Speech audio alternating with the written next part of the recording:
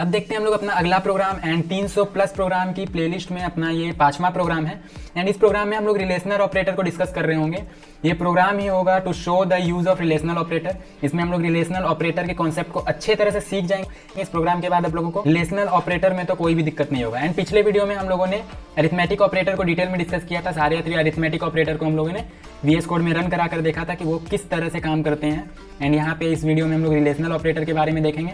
And सबसे पहले हम लोग ड्राई रन कराएंगे एंड समझेंगे कि रिलेशनल ऑपरेटर क्या होता है एंड किस तरह से हम लोग इसमें यूज कर रहे होंगे और उसका क्या यूज होगा। ठीक है, तो सबसे पहले तो हम लोग ड्राई रन करते हैं एंड सबसे पहले हम लोग समझते हैं कि रिलेशनल ऑपरेटर क्या होता है। तो नाम से ही पता चल रहा है इसका रिलेशनल, ठीक है, मतलब रिलेशन बताएगा किसी दो मेंबर में। दो मेंबर या तो वो इंटीजर वैल्यू हो सकता है, या तो फ्लोट वैल्यू हो सकता है, तो कैरेक्टर वैल्यू हो सकता है। तो उस दो नंबर में ये क्या बताएगा, रिलेशन बताएगा कि क्या एक नंबर दूसरे नंबर से बड़ा है, या फिर एक नंबर दूसरे नंबर से छोटा है, ठीक है, या फिर एक नंबर दूसरे नंबर से के इक्वल है। ठीक है, तो ये सारी चीज़ें ये रिलेशनल ऑपरेटर बता रहा होगा। तो हम लोग देखते हैं कितने तरह के रिलेशनल ऑपरेटर होते हैं। तो एक होता है ग्रेटर देन, हालांकि आप लोगों ने मैथ में भी पढ़ा होगा, greater than, less than, greater than equal to and less than equal to, and फिर होता है not equal to, and finally आता है इक्वल टू। ठीक है, एंड इसमें थोड़ा सा डिफरेंस होता है। अगर आप लोगों ने मैथ में देखा होगा तो हम लोग इस तरह से लिखते हैं ए ग्रेटर देन इक्वल टू 10। ठीक है, मैथ में आप लोग इस तरह से लिखते हो, लेकिन यहाँ पे अगर सी में लिखना है तो हम लोग इस तरह से लिखेंगे ए ग्रेटर देन, एंड फिर उसके बाद इक्वल टू सेपरेटली लिखेंगे, क्योंकि ऐसा कोई की भी नहीं है कि हम लोग डायरेक्टली ऐसा कुछ लिख दें। तो उसमें हम लोग इस तरह से लिखेंगे ए ग्रेटर देन इक्वल टू 10। ठीक है, एंड अगर लेस देन इक्वल टू लिखना है तो सिमिलरली इसी तरह से A less than equal to 10। And अगर नॉट इक्वल टू और इक्वल टू को ध्यान से देखो, मैंने आप लोगों को पहले प्रोग्राम में भी बताया, यहाँ पे एक इक्वल टू से काम नहीं चलने वाला है। अगर हम लोग एक इक्वल टू लिखते हैं तो इसका मतलब होता है 10 वाला 10 जो ये नंबर है उसको ए वाले कंटेनर में डाल दो, ए वाले कंटेनर में असाइन कर दो। ये एक असाइनमेंट ऑपरेटर होता है। एंड असाइनमेंट ऑपरेटर को भी हम आगे देख रहे होंगे। ये एक असाइनमेंट ऑपरेटर है, इक्वल टू नहीं है ये। अगर इक्वल टू लिखना है तो हम लोग इस तरह से लिखेंगे ए इक्वल टू 10। दो इक्वल टू लगाएंगे, इसका मतलब होगा कि ए और 10 आपस में इक्वल है।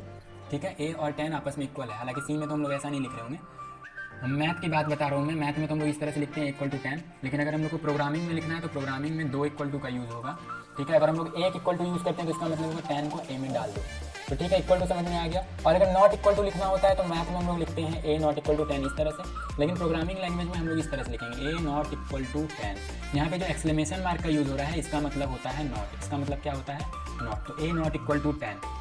ठीक है, तो अभी मैं यहाँ पे मान लो एक मैं डिक्लेयर करूँगा यहाँ पे integer value A and B.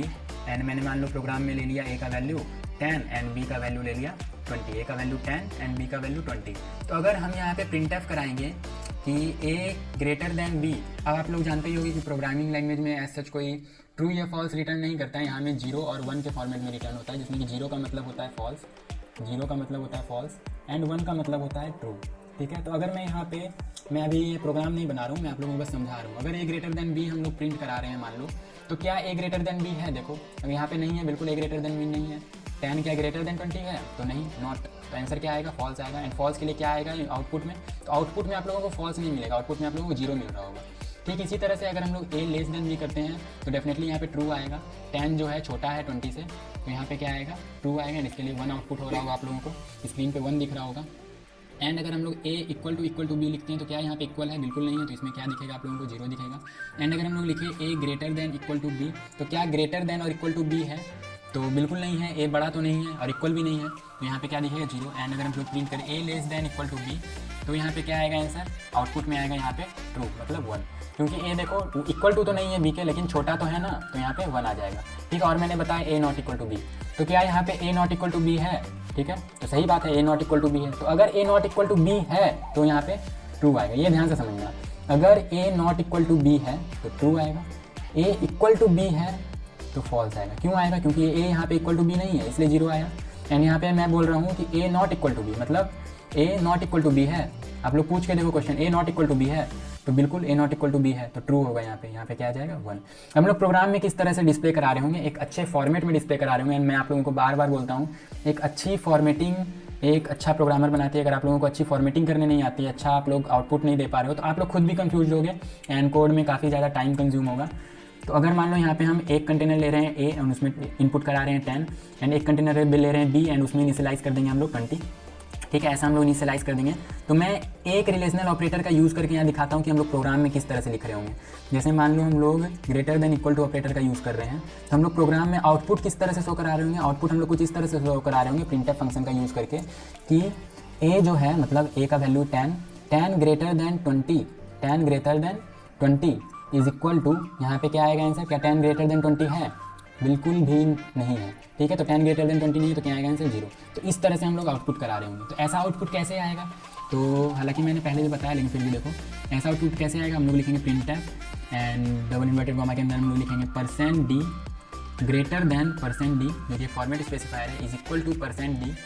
अब ये कैसे आएगा तो मैं आप लोगों को यहाँ पे बताऊँगा। अभी मैं सिर्फ लिख रहा हूँ a, ग्रेटर देन, एंड यहाँ पे मैंने ग्रेटर देन लिया, greater than equal to %d, greater than equal to b, and फिर यहाँ पे हम लोग कर देंगे, यहाँ पे इन्वर्टेड कॉमा क्लोज होगा एंड फिर यहाँ पे ये क्लोज होगा। तो इस तरह से हम लोग लिख रहे होंगे एंड सारे रिलेशनल ऑपरेटर को हम लोग इस तरह से लिख रहे होंगे ताकि प्रोग्राम में अच्छे से शो हो सके। एंड डेफिनेटली यहाँ पे हम लोग \n भी यूज़ कर रहे होंगे ताकि हर नेक्स्ट लाइन में एक एक ऑपरेटर दिख रहा हो, ठीक है। तो यहाँ पे %d जो है, यहाँ पे ध्यान से देखो 1% d यहाँ है, 1% d यहाँ है एंड 1% d यहाँ है। तो आप लोगों को पता होगा कोड लेफ्ट टू राइट जाता है, लेफ्ट टू राइट रन करता है। तो सबसे लेफ्ट में देखो सबसे पहले %d है एंड यहाँ देखो कॉमा के बाद, ये एक्चुअली में ये कॉमा नहीं है, यहाँ पे मैं बता रहा था कि यहाँ पे \n देंगे। यहाँ पे जो ये कॉमा है यहाँ पे सेमी कॉलन नहीं होगा, एक्चुअली यहाँ पे कॉमा होगा। तो कॉमा के बाद जो हमने a लिखा है तो a का वैल्यू यहाँ आ जाएगा %d के जगह पे, एंड फिर इक्वल टू %d जो लिखा है दूसरा %d, तो दूसरा %d के जगह पे ये b का वैल्यू आ जाएगा एंड तीसरा %d के जगह पे इस पूरे का वैल्यू कैलकुलेट होकर आ जाएगा जो कि होगा फॉल्स, ठीक है। क्या a ग्रेटर देन b है तो फॉल्स, तो यहाँ पे 0 आ जाएगा, ठीक है।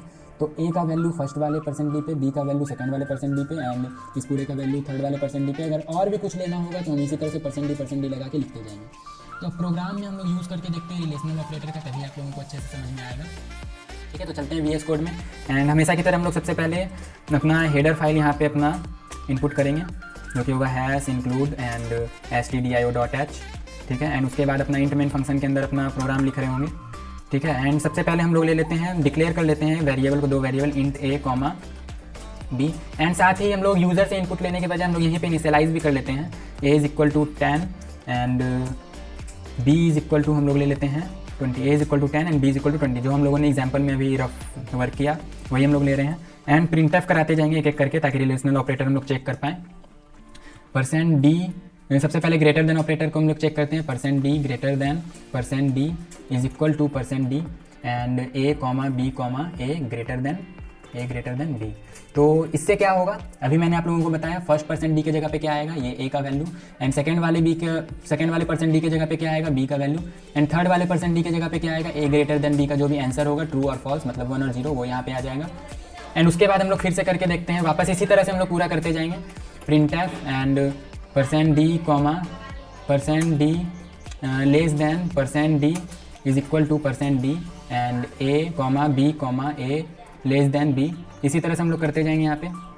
एंड उसके बाद हम लोग इसी को बार बार करना है, तो मैं बार बार लिखने की जगह Alt Shift एंड डाउन कर रहा हूँ, ये कॉपी पेस्ट हो जाएगा यहाँ पे।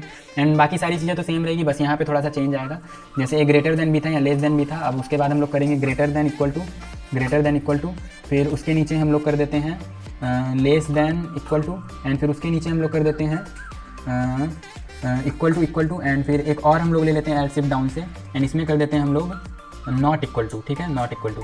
तो देखो शायद सारे ऑपरेटर आ गए, greater than, less than, greater than equal to, less than equal to and not equal to, ठीक है। अब यहाँ भी हम लोग चेंज कर लेते हैं, यहाँ पे ग्रेटर देन था, लेस देन था एंड यहाँ पे ग्रेटर देन इक्वल टू है, तो यहाँ पे भी ग्रेटर देन इक्वल टू, ठीक है। हम लोग प्रोसेसिंग वाला स्टेप अलग से नहीं कर रहे हैं, हम लोग प्रिंटफ स्टेटमेंट में ही प्रोसेस भी करा ले रहे हैं एंड वो जो प्रोसेस होकर वैल्यू आएगा उसको डायरेक्टली आउटपुट भी करा दे रहे हैं। तो इससे थोड़ा कोड शॉर्ट हो जा रहा है, तो ज़्यादा लाइन नहीं लिखना पड़ रहा है एंड ये काफ़ी बेटर होता है कि आप लोग कोड को शॉर्ट में लिखने का कोशिश करो, ठीक है।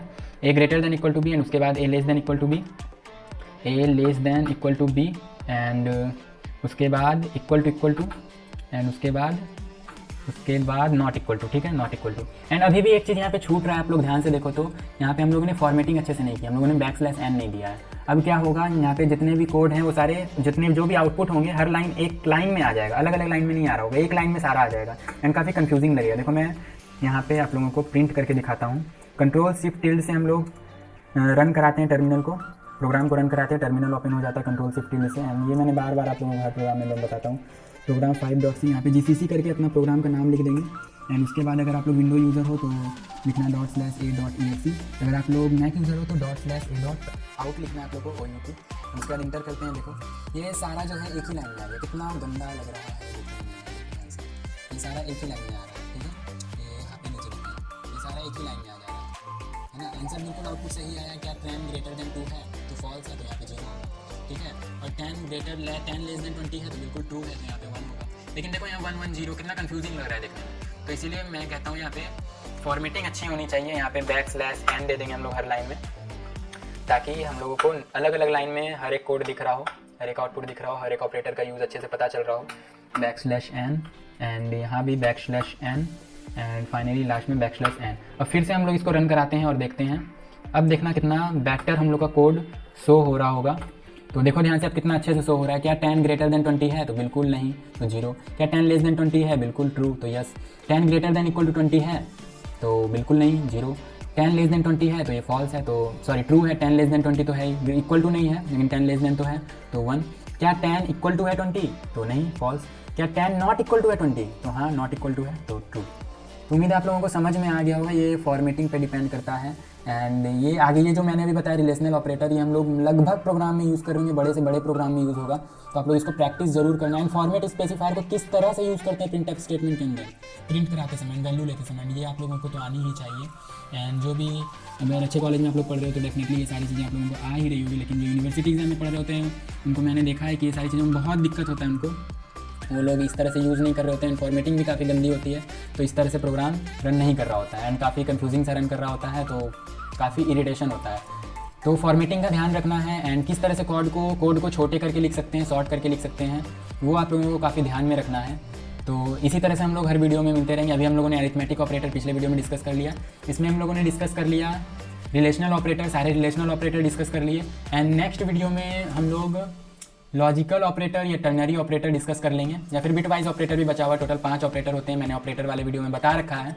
ऑपरेटर वाला जो मैंने सी का एक थ्योरी प्लेलिस्ट है, थ्योरी का प्लेलिस्ट है, कॉन्सेप्चुअल प्लेलिस्ट है और एक प्रोग्राम का प्लेलिस्ट है। ये वाला जो प्लेलिस्ट चल रहा है ये प्रोग्रामिंग का प्लेलिस्ट है, मतलब कि इसमें हम लोग सिर्फ प्रोग्राम डिस्कस कर रहे होंगे। एंड थ्योरी जो मैंने अलग प्लेलिस्ट में बता रखा है, एंड ऑपरेटर मैंने डिटेल में बताया है, नोट्स के साथ है, तो आप लोग जाके नोट्स भी डाउनलोड कर सकते हो, देख भी सकते हो।